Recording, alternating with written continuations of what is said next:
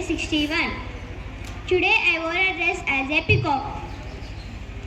Did you know that the peacock is a beautiful bird and is a national bird? Why is the peacock national bird? Beautiful feathers. The peacock has the most stunning feathers in shades of blue, green and gold. Unique call. The peacock makes a loud, sweet voice that you can hear from far away. In Hindu mythology, the peacock is associated with Lord Krishna, who wears a peacock's feather on his head.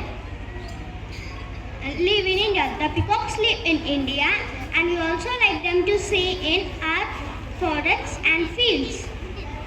The peacocks represents beauty, pride and happiness.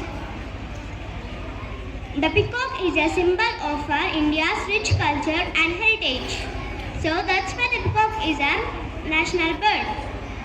Now I would like to sing a song with dance. I'm a peacock. I'm a peacock dancing nice, climbing up the green green trees. I'm a peacock dancing nice, climbing up the green green trees. Everyone likes to me, so that is why I'm a national bird. Everyone likes to me, so that is why I'm a national bird. I'm a peacock, cook, cook, cook. I'm a peacock, cook, cook, cook.